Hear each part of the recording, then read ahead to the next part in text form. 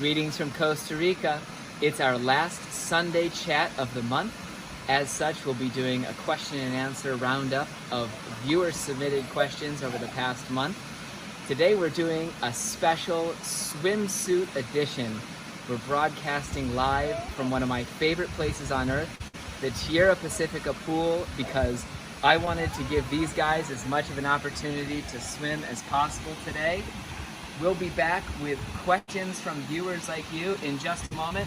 But for now, ready? 1, 2, 3.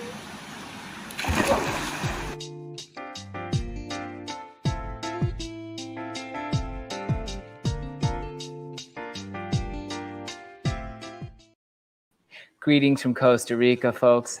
Thank you very much for joining me this August 28th for our live Sunday Costa Rica chat. I'm Costa Rica Matt Rosensteel with Coldwell Banker Pacific Realty here. I go live every Sunday with a different topic about moving to Costa Rica or the Costa Rica real estate market.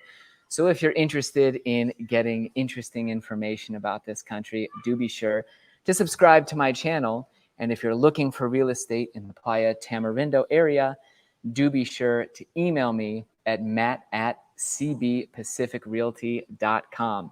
It's a big pleasure to have everybody join me today for our monthly roundup of viewer questions. If you have questions you'd like me to answer, feel free to post them in the comments. We try to round up as many as we can at the end of the month. And I'll also be trying to touch on questions we get in the live chat as they come in. So anyhow, today we're going to be talking about, first of all, which areas of Costa Rica that I cover. Second of all, we had a question about the current Costa Rica car rental situation. Third, we had a viewer ask whether the enormous amount of construction that's happening is going to create an oversupply of real estate. We'll also talk about what documents a seller has to provide for due diligence to their buyers. Talk about local farmers markets that are available. Sixth, we'll answer, is Matt a realtor? And finally, we'll go over a quick discussion of the noise situation here in Costa Rica, because one viewer had mentioned that they didn't want to move somewhere else. I think it was either Belize or the Dominican, another Central American or Latin American country, because of the noise. And without further ado, I want to thank the kind people at Tierra Pacifica for hosting me at the pool today.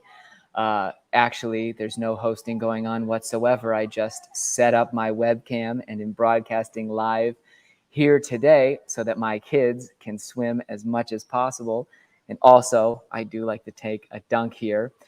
If you're interested in living in this community, we do have 2 homes currently for sale within Tierra Pacifica, as well as several undeveloped lots. They're all 1.5 acres to 2 acres, very large forested properties, and you get access to the gorgeous pool behind me, the one that you just saw my kids, Jonas and Daniel, plunge into. So without further ado, let's dive in to viewer questions from the last month. And first and foremost, let's go over a very important one. What areas of Costa Rica does Matt cover? I represent real estate clients buying and selling real estate everywhere from Playa Lagarto and Marbella to the south of us, all the way up to an hour north of Tamarindo to Potrero. So if we were looking at a map of Guanacaste, essentially, I serve the areas that are within a 1.5 hour radius of the Liberia International Airport. And it's important to understand, folks, if you're interested in purchasing in any of those areas, I can represent you as a buyer's agent. I always recommend that people looking for real estate in Costa Rica choose a single agent to represent their interests, because if you call a ton of sellers agents and try to work directly with them, every single seller's agent is going to just try and sell you the property they represent, rather than forming a team and helping people search for the absolute best option that meets their best interests. So again, I serve an area everywhere north and south of Tamarindo for about an hour. If you look at the map here, you can see Tamarindo in the Guanacaste coastline. And the beaches north where I would serve people include Playa Flamingo and Potrero. Also down south, Avellanas towards Negra, and of course, my own charming Playa Junquial there. So that's sort of the range where I help people. And if you're interested in purchasing anywhere in that radius, I can help you look at your options. Second of all, let's go to a viewer question about the Costa Rica car rental situation.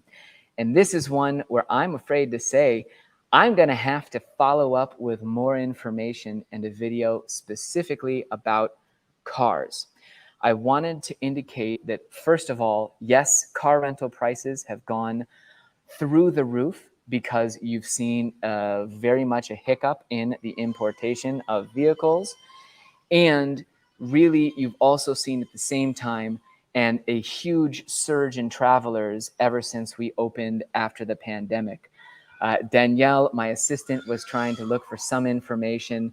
He has a friend who was quoting as much as $900 a week for an SUV currently in Guanacaste. We found some prices online that seem to be in the $600 to $800 per week range once you've paid for all the insurance. But one of the most important things I want to tell you is, first of all, book your car rental far in advance, because there are situations where people are unable to find a vehicle to rent. And second of all, I highly recommend calling your car rental agency and finalizing your reservation over the phone. And that's because the online systems that many of these companies use will not give you the absolute full panorama of the insurance charges that you're going to have to pay. You'll get a nice looking quote from the website, but when you land in Costa Rica and go to swipe your credit card at the car rental space office, they'll say, well, you owe us a lot more than you expected because of the insurance charges. So if you call and reserve over the phone, you can ensure with the representative, okay, now this is my out the door cost with full insurance and everything I need to be covered in Costa Rica. And that way you'll be able to obtain an accurate quote. If you're going to be here long term, I just rented a very nice SUV for a full month from Doug Price, Price Auto Sales down in Parita. He is offering some really nice long-term rental rates on cars from his lots. Now, obviously, that's subject to availability and what he's got going on. But I did find that he was able to give us an extremely good price for a long-term rental. Of course, because we have a relationship, but also it's a program that he's doing with his used vehicles. He's got a bumper-to-bumper warranty. He's got very good service department down in Parita. Of course, they're down in the southern zone, so that can't be applicable to everybody. But if you're looking for that longer-term rental, you might consider reaching out to Doug or another broker in the country who might be willing to do a long-term rental for a cheaper rate than you might see at Avis, Sixt, Adobe, or the big guys. Let's move on to the next question here. Number 3, with so much building happening in Guanacaste right now, will there be an oversupply of real estate? And that's an excellent question that really I don't think it's possible for there to be an oversupply of real estate in Guanacaste anywhere in the near future for a couple reasons. First and foremost, construction is extremely slow here in this part of Costa Rica and really in Central America, obviously. You do not have the creation of huge numbers of housing units like you see with stick-built repeat neighborhoods in the US, the suburbs that people can slap together in a very short period of time with hundreds of homes. We simply don't have that mass production of real estate anywhere except the Central Valley. We just took a trip into San Jose, and you could see there, yes, there are housing projects where they build 300 to 400 new individual villa condos in a year and really get projects rolling. Out here in Guanacaste, that's not the case. Most of the construction you see is concrete block construction, but in general, all of the construction that you see is simply slow because of the nature of Costa Rica construction. Another reason I don't see an oversupply threatening us in the near future is very much that construction companies in our area don't have a huge capacity to expand. Most of the builders that are working in Guanacaste are small mom and pop companies that don't have enormous systems and huge amounts of labor working for them. So they can't immediately go from 10 homes built in one year to 100 homes built the next year. All of these little construction companies are very much running to try and expand their construction capacity, and you don't see them creating real estate homes and condos at an extremely fast rate. So really, I don't see an oversupply happening anytime in the near future. The other dynamic that's not going to allow that is simply that there are a ton of people who want to move to Guanacaste right now. Very much the idea that this is a refuge to get away from crazy politics or just crazy situations in urban areas elsewhere in the world is very strong, and it's driving lots of people in. And the construction capacity isn't going to catch up to that influx of people anywhere in the near future. I think you would have to see a huge change, a decline in the number of people moving down before we would have an oversupply of real estate. And to make one final comment, I would say that all of the construction going on, nearly 100% of it already has a buyer, and it's being created for a client. These aren't homes that are being built to then resell, but a huge percentage of construction is for owners who have already purchased and are building their dream home. So again, the oversupply shouldn't be a problem here too soon. Again, this is August 2022. We'll see where we stand as things evolve. Number 4 in our questions that viewers submitted over the last month. Should a seller provide the uso de suelo for a Costa Rica real estate transaction? And this is specifically a legal document that a viewer was asking about. And the answer is yes. A seller should provide the estudio de uso de suelo to a buyer during the due diligence process in most typical real estate transactions. And in fact, the seller should pay to have that produced, whether it's paying your attorney to get the document or your realtor. The seller should be providing some of these basic legal documents to a buyer in all but a few circumstances. What are some of the other documents? Well, a seller will have to provide, in addition to the estudio de uso de suelo, which is the land use study or the zoning certificate that the municipality issues. If your property is undeveloped, you'll have to provide a water letter, which says that yes, there is legal water access provided by one of the local distributors. You will also usually be asked nowadays to produce an electric availability letter from your local utility saying, yes, there's electric service. The seller will also have to provide documents demonstrating that they're up to date on their taxes and that their corporation has approved the sale of the property in the case that you have a corporation that owns your property. And all of this stuff should be provided by the seller's attorney as part of their fee for representing that party through a closing. The seller's attorney's fees can be a little steep considering the attorney really just needs to produce these documents.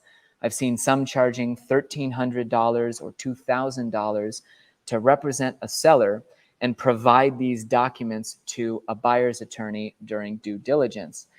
Danielle and I try to do a lot of that work for our sellers because we've found that attorneys here can be inefficient at times. We've also found that we can be much faster in getting some of those documents rolling and making sure that they're provided as soon as possible. And we also have the capacity to be bugging the municipality constantly and saying, what's going on with this document, whereas the attorneys may not have as much interest in the transaction. So yes, your seller's attorney will have to provide a number of documents to the buyers. It will be a cost associated with closing for you as a seller. And it's a cost that's outside of the closing costs, which are about 4% of the transaction. Those closing costs cover the buyer, attorney, and transfer taxes. You as a seller have to cover the cost of providing the documents for due diligence. By the way, before the next question, I wanted to apologize for the video difficulties here. We just set up at a pool today to try and do something a little bit different and also have a nice Sunday. So I'm not getting as high quality of an internet connection, but still glad we could join together today at this lovely pool. Number 5, are there local farmers markets available in the Playa Tamarindo area? The answer is absolutely yes. In Playa Tamarindo, you have a Saturday morning market as well as, I believe they're doing a Thursday night market. But you also have, or I apologize, in Tamarindo, yes, the market is on Saturday morning. You also have one in Santa Cruz, the municipal county capital here. And this would be throughout the country of Costa Rica. The municipal capitals, the county capitals, which are the municipal centers, always have a farmer's market once per week, no matter where you live in the country. It's a way that they help farmers in their areas. And these cities can be a lot more interesting places to go because, yeah, you look at the Tamarindo Saturday Farmers Market, and it's a lot of stuff in a tourism center that's provided for foreigners. And there's some amazing stuff. You've got artisan sausages and breads, T-shirts, jewelry, sweets, all kinds of stuff that really appeals to a foreign audience and fits within that tourism hub. If you go to your county capital, which would be Santa Cruz, Nicoya, Liberia, Carrillo, these different cities that are actually Costa Rican, really towns that haven't been developed for tourism hubs, you could see some really cool farmers markets, and they're all over the country. So no matter where you are, you can find them and have access to that fresh produce bought directly from a farmer. Ours in Santa Cruz has a great array of fish that's provided, people that come up with fresh stuff caught that day. And you see throughout the country that, again, your municipality is a great place to find a farmer's market. The next question was, are you a realtor? Yes, absolutely I am. And one of the things that I talk about a lot on my channel is specifically what makes a realtor here in Costa Rica. Obviously, the most important asset a realtor is going to bring to the table here is their experience and knowledge of the country, because you're not just buying real estate in a very tame market, but you are navigating a new country. So a realtor should be able to provide you in-depth experience in handling everything that comes with moving to Costa Rica and investing in property here. Beyond knowledge and experience, realtors should be registered with the National Financial Oversight Ministry called SUGEF, or SUGEF. And then, although we are not a licensed profession currently in Costa Rica, we do have 2 realtors associations, one of which I belong to is called CRGAR, or the Costa Rica Global Association of Realtors. We have international affiliation with the National Association of Realtors in the US, NAR. And through my membership with CRGAR, I'm also an international member of NAR and can thus say I am a realtor with a capital R and not just a real estate agent here mucking my way through things as they come along. Finally, before we wrap up here, we had a great question where someone wanted to ask about the noise situation in Costa Rica. And I have to admit, this is a big concern and something that you should really consider when picking a property. First and foremost, there are no zoning laws if you're in a public area that doesn't have any kind of special zoning plan. And those special zoning plans apply to a very small percentage of the country. So generally speaking, if you're on a public road, you can buy a property, build a nice residential home, and if it's on a public road, there's no other zoning laws that affect this particular area, which is usually the case. You could have a huge commercial business built right next door to you because there's no zoning. Now, Costa Rica does have noise laws that mean people can't be too loud after certain times of days. And they also have even noise pollution laws where, for example, if you've got too loud a muffler on your motorcycle, we got some clients coming in here, you can actually get a ticket for that. But you very much have to watch out because the regulations surrounding noise here are very much not what they are in the US or Canada. So depending on where you pick a piece of real estate, you can end up in a fairly noisy situation. This can be one of the big advantages of gated communities because they have more rules than just public areas. They can have things like noise rules and ensure that the neighborhood stays quiet, where you don't find that outside of gated communities. And so there are beautifully quiet places in Costa Rica. You can find real estate in neighborhoods where you'll barely hear a peep.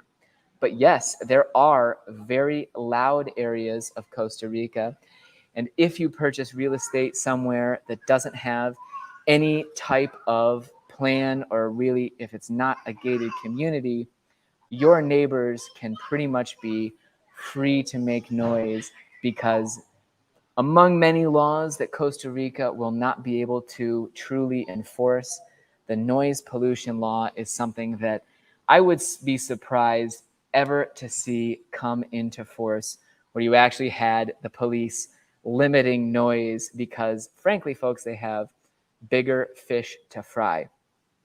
I wanted to mention at this juncture, since the beginning of the chat, I haven't been able to see a single comment in the chat, and it might be the way that we set up our stream today. If we've had questions so far, I sincerely apologize that I wasn't able to see them because for some reason my YouTube streaming studio isn't showing those. We will be sure to hit your questions next month. That last Sunday would be Sunday, September 25th. We will hit more live viewer questions from people like you. But for today, again, I want to say thank you very much for joining me. Do be sure to subscribe to my channel. Email me if you need more information about moving to Tamarindo. And have a great Sunday, everybody, and pura vida.